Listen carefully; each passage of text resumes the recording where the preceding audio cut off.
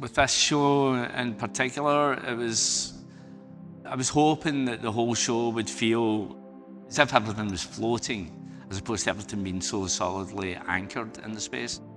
And then my sort of dreamiest moment in them, as you're looking at them, rather than looking at something in the room, it's almost like behind the wall, that colour and those lenses are floating beyond the space itself.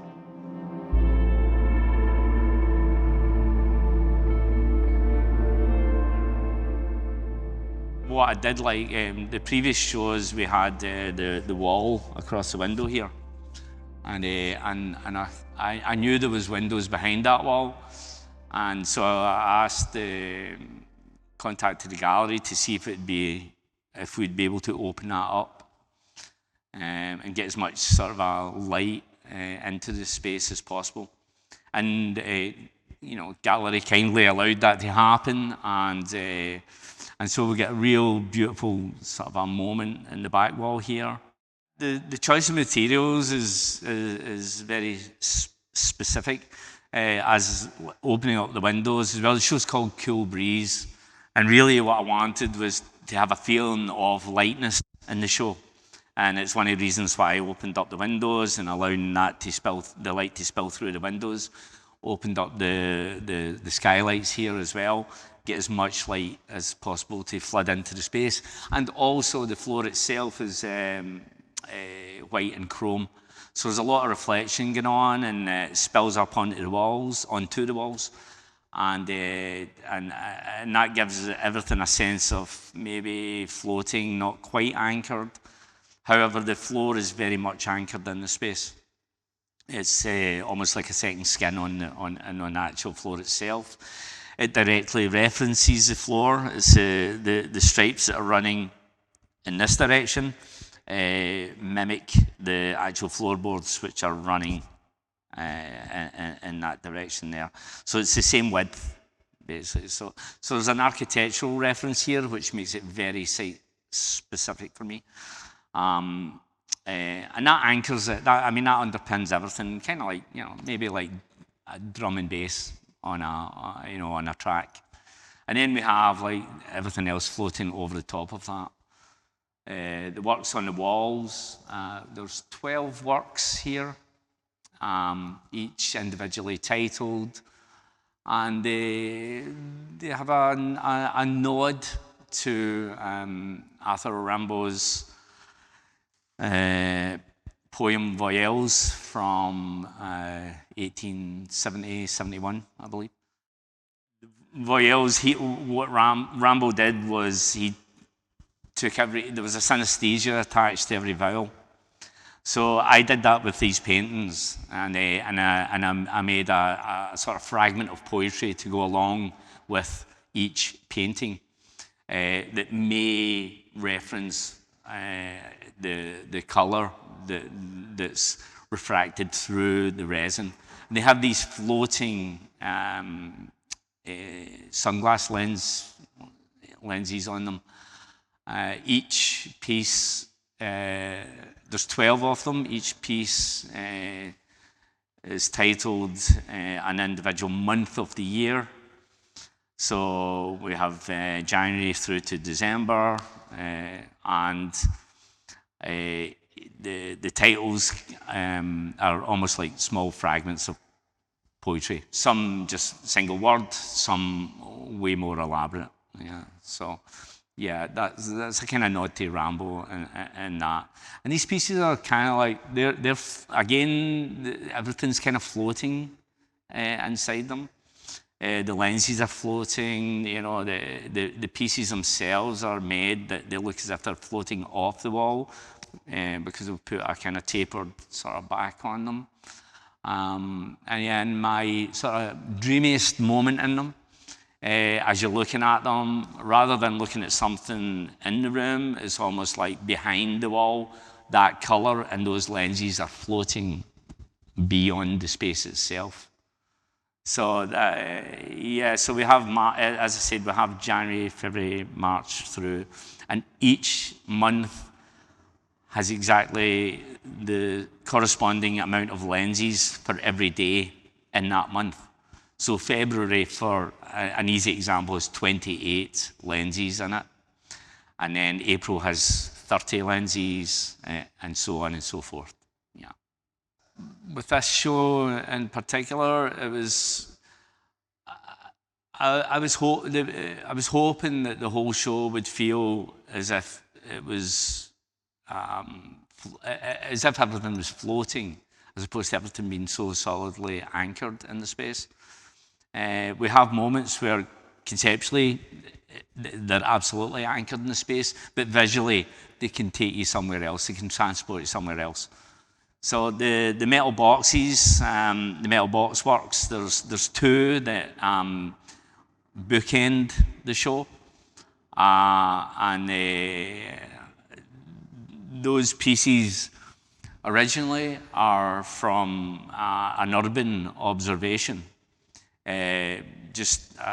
Where you'd see a street poster advertising a band gig coming up, and then that gig would pass and they'd paste another poster on top of that, and so on and so forth. And then over time, with the weather changing, the corners start to peel, and you can start to see, so that aesthetic is what I took into these metal box works. And of course, I thought it was nice because of the Arthur Rimbaud sort of connection within these pieces that are more ethereal. I thought it'd be nice to kind of literally bookend the show with these two metal box works. I'm not overly concerned with color theory,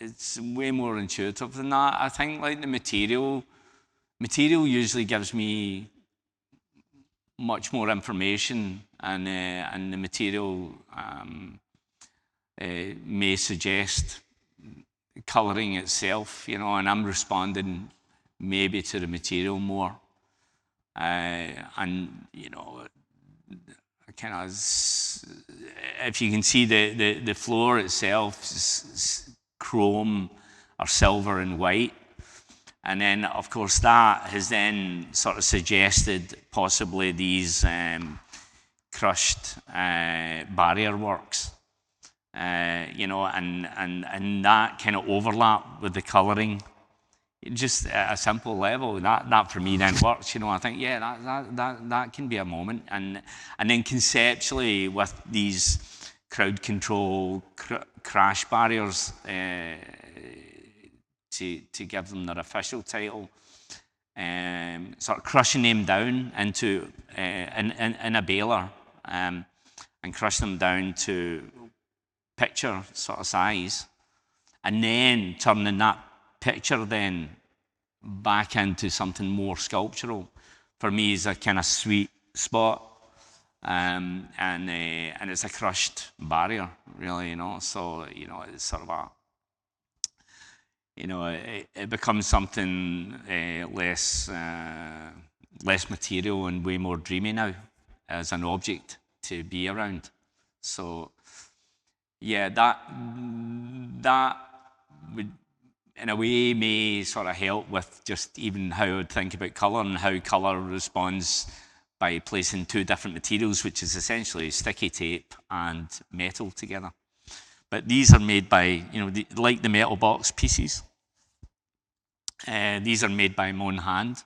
Like the metal box works, I'm folding the corners over by hand. With these pieces, I'm pulling out and stretching them by my hand, both metal, and even with the piece on the roof, which is a crowd control barrier, crushed, pulled out, and then also sort of draped in safety pins with pearlescent beads going through them. At the moment, it's titled "Everlasting Blanket of Stars." I mean, what I would like to say is, first of all, I've never started a piece of work thinking about how to explain music or suggest music through a piece of work. I think music explains itself pretty well.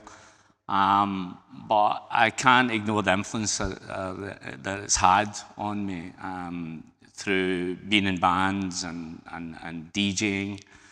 And in fact, even going back to when I was younger, my father actually had one of the first mobile, if not the first mobile discotheque in Scotland. And so it was called Spinning Wheel Roadshow discotheque. So music was always a big part of my upbringing. And so I would like to think that that's sort of influenced and bled through into what I do now. However, as I said, I've never started a piece of work thinking about how to describe music. It's just something that's actually just bled through into the work as I worked through materials. Something like the floor, for instance, the original Zobop floor was a very colourful, rhythmic piece. But that wasn't something that it wasn't a eureka moment. That was something that was worked through over a number of years. The original concept on it was for my first solo show with Transmission Gallery back in 1999, I think. I guess one of the things when it was my first solo show, I was kind of thinking about, how, maybe I fill the space full of work, or maybe I do something really super minimal, and that seemed to raise the sort of question for me about how do you fill a space and empty a space at the same time. And the floor became a vehicle for that. And I'd been making smaller sculptures with just found materials, stuff you'd maybe find in the street and junk shops. And I'd be putting those together, tying them together with sticky tape, material like that. And I thought maybe then with the floor, I could just cover the whole floor in just sticky tape, which in and of itself would have been fine. However, I thought maybe I could push that a little bit further, and thinking about different coloured tape, and thinking about the architecture of the space, and therefore starting at the edge of the room, I took one line of tape and traced the whole edge of the architecture of the space, negotiating every corner, and slowly then, with each choosing different colours and different widths of tape, I'd slowly work my way in from the edge of the room. So overall, the piece is quite simple, quite straightforward. There's a moment where it really is the architecture that's making the piece. However, my input was then colour and bandwidth, if you want to even cross over into a musical term. So it was really the material that was suggesting the work. But of course, because of the colour and the rhythm through that material, then maybe the sort of musical moment starts to sort of appear. So yeah, that's a kind of quite a sort of prime example of how music could be seen within the work. But of course, the music's in the material, inherently in the material for me. The music isn't a place for me to start. It's something that may come through in certain types of work. Yeah, I mean, I was in a couple of bands when I was sort of coming through my teens and into my early 20s, and that was great. I thoroughly enjoyed that. However, I found myself becoming more and more interested in art, actually making art. Even when I was maybe going on tour, I would be taking art books with me. I would be taking art magazines, and my focus was becoming more about that. And I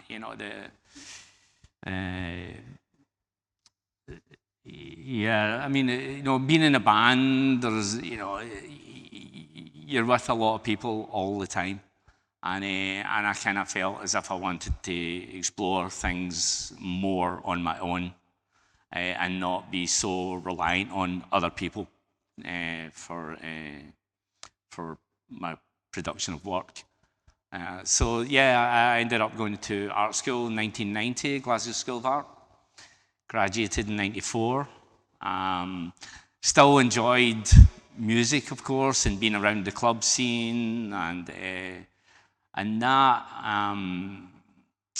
sort of led me. I guess I stayed in touch with that through DJing, and DJing's taken me all over doing that from time to time. I lived in New York for 3+ years, DJed regularly over there, and eventually found myself starting a club in Glasgow called the Poetry Club, which was sort of primarily set up as a spoken word club, but of course we presented bands, we did spoken word events, and we had DJ nights as well.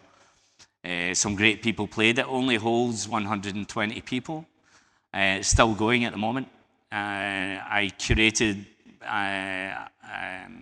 mainly the first 5 years of that with some other people, but yeah. And you know, we had some great people play it for being such a small club. We had Patti Smith. She did sort of a 3/4 hour set there, and reading as well, doing some readings. We had John Giorno doing spoken word stuff. So many brilliant people, you know. We also had Primal Scream played there. We had Go-Kart Mozart, Lawrence, originally felt Denham, Go-Kart Mozart, now Mozart Estate. There's lots and lots of people, too much to get into at the moment. But yeah, there's still that kind of musical influence and energy there. The club still goes. And I like being able to be somehow involved with other people, also through the club, you know, and also I do a billboard project in Glasgow, which I involve other artists and curate that as well. But it goes back to my earliest practice after leaving art school, and I would be asked to do maybe part of a group exhibition. One time in particular was a show in the south of France in a beautiful town called Nîmes, and there was 6 artists in the group show. It was a beautiful villa, and each artist had a room. Had a room each, and there was 3 floors with 2 artists on each floor. And but in those moments, especially back at that time, I would turn up without any materials, and I would go around the town and go around junk shops, and I'd see what was lying around, and then I would start to hopefully make a piece of work there. All the time that I was there, I'd be thinking about it and developing maybe an idea through the space that I was in. The show in Nîmes, for example, was it was quite it was a very clean little town. There wasn't much stuff lying around the streets. There was practically no junk shops as such. A lot of antique shops, but not your sort of junk shops, flea market type things. And I was really struggling to find a way through this, you know, and you know, it was maybe making the curator a little bit nervous as well, because we were 3 days before the opening, 2 days before the opening, nothing really happening. And then, as I was walking out the door, you know, sort of late in the afternoon, the walls in Glasgow are like thick like this because of the weather, you know. But in the south of France, the walls are a lath plaster system, which means that the walls are relatively thin, you know, like this. So I'm walking out and I realise this is something then that being in that space and hanging around, it's something that then I noticed maybe more than I would normally notice these things. And the only thing that I had with me was, I smoked at the time, so I had like, a lot of cigarettes there. And the cigarettes, were a little bit longer than the width on the wall itself. So what I did was I drilled 20 holes in the wall and I went through into the other room and I asked the curator to give me a light. And she gave me a light in the other room on the end of the cigarette. And I smoked the cigarette down through the wall. And it left a nice sort of a smoke trail on the wall itself. And because it was close to the opening, there was maybe that amount of ash on it. And I did just a constellation of 20. And I think like this is the thing is I can learn a lot from the material as well, and I can learn a lot from talking to people and things being open. So whenever the opening came around, the folk were getting quite animated about enjoying the work. And I was curious and asking, and then they told me about the Jean Genet film in Champ d'Amour.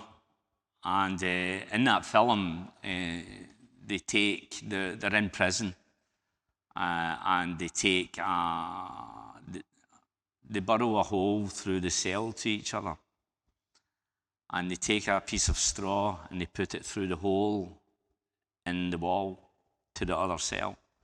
And then they share cigarettes by blowing the smoke through the hole in the wall to each other. And I thought this is marvelous, and it's, like there's a learning moment there for me as well, And the materials opened up that conversation, and challenging myself like that it opened up something that I never knew. It was another doorway, So and that energy in that moment, and every time I do a show, I always try to do at least one fresh piece for that show.